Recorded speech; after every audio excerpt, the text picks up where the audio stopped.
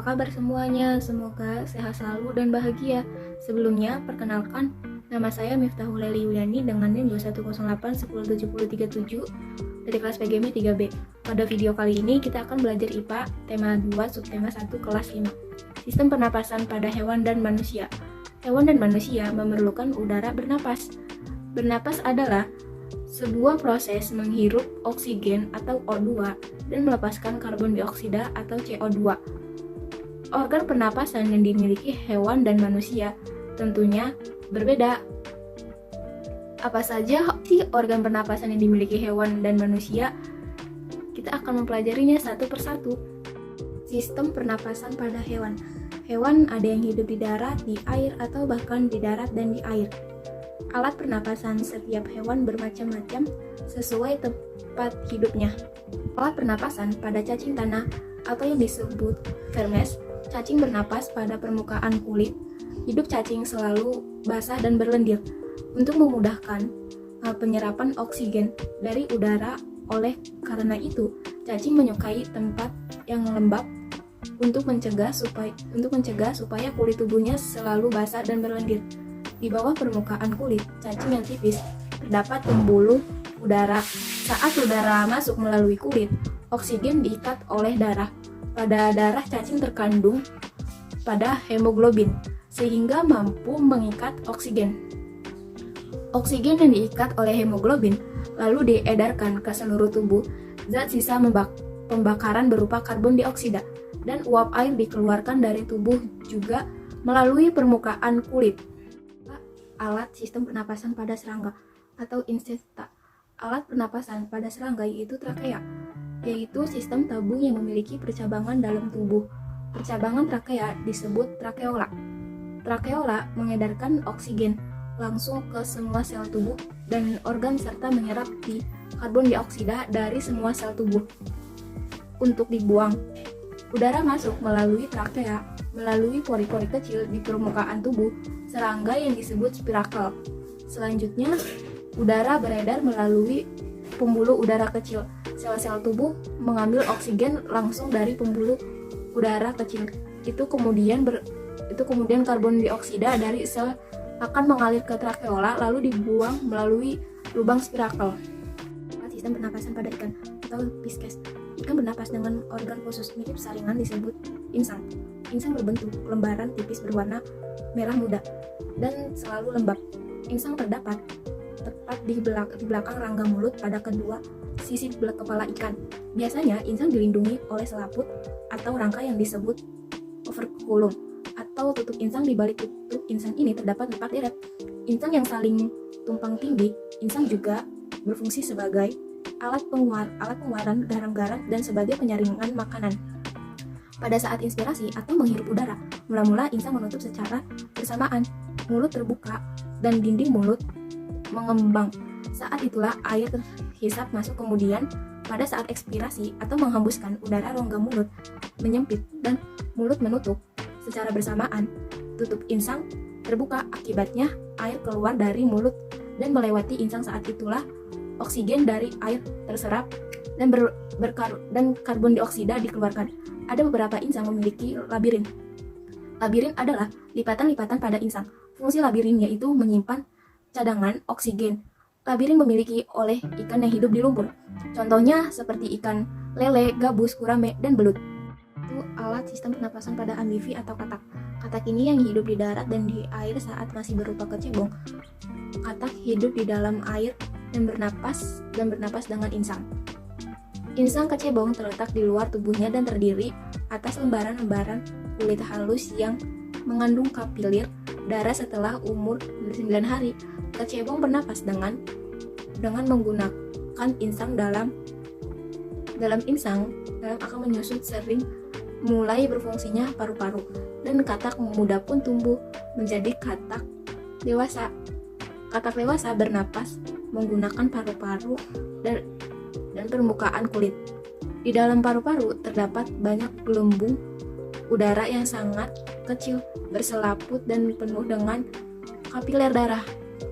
Di dalam gelembung udara, oksigen diserap dan karbon dioksida dikeluarkan.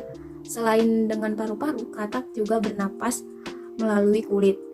Permukaan kulit katak selalu basah agar memudahkan penyerapan oksigen dari udara.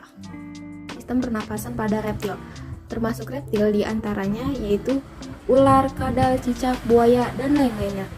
Reptil bernapas menggunakan paru-paru. Udara masuk melalui hidung, lalu ke batang tenggorokan, lalu ke paru-paru. Pada reptil yang sering berkubang di air seperti buaya, lubang hidungnya dapat ditutup selama menyelam. Dengan begitu air tidak akan ke dalam paru-paru. Alat sistem pernapasan pada burung atau aves. Burung bernapas menggunakan paru-paru dan dibantu pundi-pundi udara atau yang disebut kantong udara. Saat terbang, pundi udara berfungsi menyimpan cadangan oksigen yang digunakan bernapas saat burung terbang. Burung menghirup udara melalui hidung, tenggorokan, kemudian ke paru-paru dan sebagian lagi ke pundi-pundi udara. Saat tidak terbang, burung menghirup udara sebanyak-banyaknya. Udara yang menghirup itu kemudian disimpan di dalam kantong udara. Saat terbang, burung pun tidak menghirup udara, melainkan mengambil dari kantong udara. Kepakan sayap burung membantu udara di dalam pundi-pundi udara mengalir ke paru-paru. Yang ketujuh, alat sistem pernapasan pada mamalia. Mamalia adalah jenis hewan yang menyusui anaknya. Ada dua jenis mamalia, yaitu mamalia darat dan air. Mamalia darat misalnya seperti kambing, kerbau, dan kuda. Sedangkan mamalia air misalnya payuk, paus, duyung, dan lumba-lumba. Alat pernapasan pada mamalia adalah paru-paru. Sistem pernapasannya, udara masuk melalui hidung, kemudian ke tenggorokan dan cabang tenggorokan, kemudian anak cabang tenggorokan, lalu masuk ke paru-paru. Kemudian oksigen akan diikat oleh darah dan karbon dioksida dikeluarkan. Sistem pernapasan pada manusia. Sistem pernapasan disebut juga respirasi. Manusia bernapas dengan paru-paru. Oksigen dibutuhkan untuk mendapatkan energi dari makanan. Energi itu menggerakkan sebuah proses kehidupan yang sangat penting pada tubuh. Sistem pernapasan ada dua proses. Yang pertama, memasukkan udara ke tubuh melalui organ pernapasan yang disebut inspirasi. Proses kedua, mengeluarkan udara dari tubuh melalui organ pernapasan yang disebut ekspirasi. Coba kalian amati sistem pernapasan pada manusia. Udara masuk ke tubuh melalui lubang hidung, lalu masuk ke dalam batang tenggorokan. Batang tenggorokan adalah sebuah pipa mulai dari belakang hidung, mulut, lalu turun ke paru-paru. Dari batang tenggorokan, udara masuk ke dalam paru-paru. Di dalam paru-paru, oksigen terserap ke dalam pembuluh darah. Halus sebaliknya, gas karbon dioksida dari pembuluh darah masuk ke dalam paru-paru dan selanjutnya dibuang saat kita menghembuskan napas. Napasan yang pertama yaitu hidung. Di dalam hidung terdapat rambut hidung yang berfungsi menyaring debu dan kotoran yang masuk ke hidung. Kemudian terdapat selaput lendir yang berfungsi menyesuaikan suhu udara dengan suhu tubuh, mengatur kelembapan udara, membasahi, dan menghangatkan. Yang kedua yaitu faring. Faring merupakan persimpangan antara saluran pernapasan pada bagian depan dan saluran pencernaan pada bagian belakang. Pernapasan yang ketiga yaitu laring. Laring atau teka yang biasa disebut jakun terdapat di bagian belakang faring. Laring terdiri atas 9 susunan tulang rawan yang berbentuk kotak.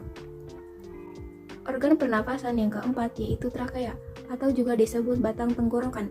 Pada trakea terdapat jaringan yang disebut silia yang akan bergerak dan mendorong keluar debu-debu dan bakteri yang masuk. Organ pernapasan yang kelima yaitu bronkus. Bronkus merupakan percabangan dari trakea serta terdiri atas bronkus kiri dan bronkus kanan. Yang keenam yaitu bronkiolus. Bronkiolus merupakan percabangan dari bronkus. Di ujung bronkiolus terdapat alveolus. Organ pernapasan yang ketujuh yaitu alveolus. Alveolus terdapat di dalam paru-paru, merupakan tempat terjadinya pertukaran oksigen dan karbon dioksida. Alveolus dikelilingi kapiler-kapiler darah. Alveolus berbentuk seperti buah anggur. Selanjutnya, organ pernapasan manusia yang paling utama yaitu paru-paru. Paru-paru manusia berperan sebagai organ pernapasan yang utama. Paru-paru dilindungi oleh tulang dada dan tulang rusuk. Sistem pernapasan pada manusia dibagi menjadi dua, yaitu yang pertama pernapasan dada dan yang kedua pernapasan perut. Pernapasan dada. Pernapasan dada adalah pernapasan yang menggunakan otot tulang rusuk. Proses pernapasan dada pada saat inspirasi atau saat menghirup udara, tulang rusuk terangkat, rongga dada membesar, oksigen masuk. Dan pada saat ekspirasi atau menghembuskan nafas, tulang rusuk turun, rongga dada mengecil atau menyempit dan karbon dioksida keluar. Sedangkan pernapasan perut. Pernapasan perut adalah pernapasan yang menggunakan otot diafragma. Proses pernapasan perut. Pada saat inspirasi atau saat menghirup udara, diafragma rata, rongga dada membesar, oksigen masuk. Dan pada saat ekspirasi atau menghembuskan nafas, diafragma melengkung ke atas, rongga dada mengecil atau menyempit, dan karbon dioksida keluar. Nah, demikian tadi materi IPA tema 2 subtema 1.